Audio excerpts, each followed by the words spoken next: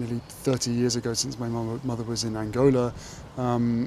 Here we are again in a new conflict, knowing full well that the cleanup of this, separately from the loss of life and the scars on the land, on the communities, on the people, the cleanup that is going to be needed here is going to be well into the next 2, 3, maybe even 4 decades. It's sad, it's depressing, but thank God for Halo Trust and for all the people and the donors, specifically calling out Howard Buffett and the huge amount of funds that he's given to Halo Trust. So yeah, it's the world mobilizes and good people come together to try to fix some of these problems. As a dad, when you look at the state of the world, you see what's happening here, you see what's happening in Iran, what do you think about the world your children are going to grow up into? The sort of fears that we might be hurtling towards World War III, and I wondered if that is something that worries you. I think that, look, there's the here and now in Ukraine. You mentioned Iran. I would say it's across the entire Middle East and huge other parts of the world, Africa. There are conflicts everywhere. There is an immense loss of life and psychological impact that's having on people, civilians, citizens, communities, people who are caught up in all of these conflicts, people who are being specifically targeted in these conflicts. So, you know, the answer to your question, Jerome, I think everybody's scared, everybody's worried for what is potentially around the corner, but also what is happening now.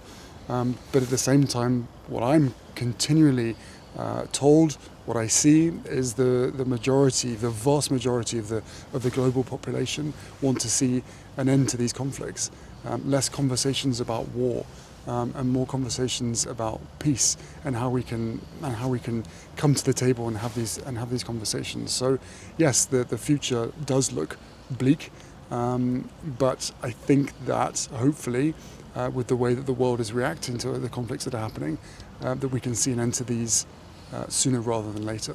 What would worry me is if we live in a world where anyone in my position or anybody anywhere can't speak about the very things and the realities that we're seeing, and to hold those in leadership positions accountable, but also be able to try to encourage more support where support is needed. I think there's a lot to be done.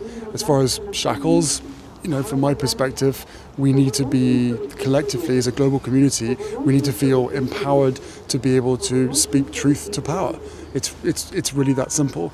It's bad enough in today's world feeling gagged and saying that you can't say these things and can't say that, and that everything becomes political. I fundamentally disagree with that.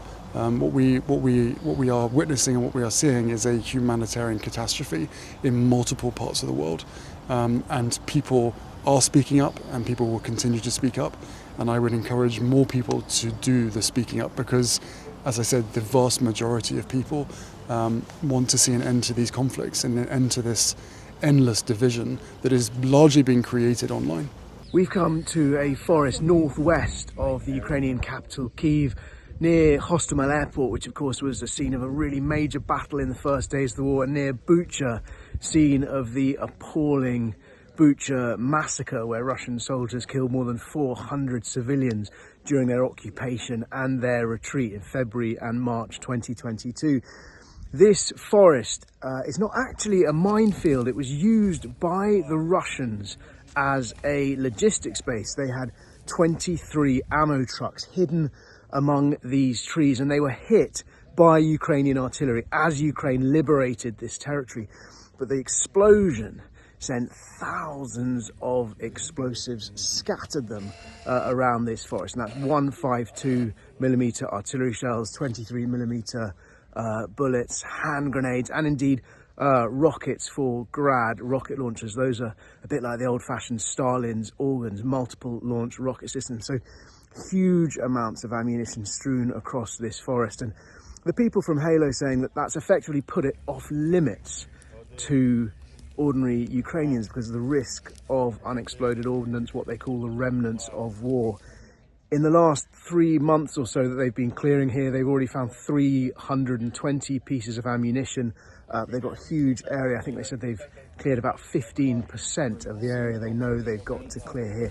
And this is one of the many sites in Ukraine where the Halo Trust is working, and one of the many countries around the world where the Halo Trust is working. And of course, this charity indelibly linked to Prince Harry's late mother, Princess Diana, because she visited a Halo site in Angola in 1997, and it was iconic images of her wearing the protective blue Halo vest and a protective mask published around the world that Halo credits with helping to secure a global landmine ban. Some 122 countries signed the Ottawa Treaty after that visit.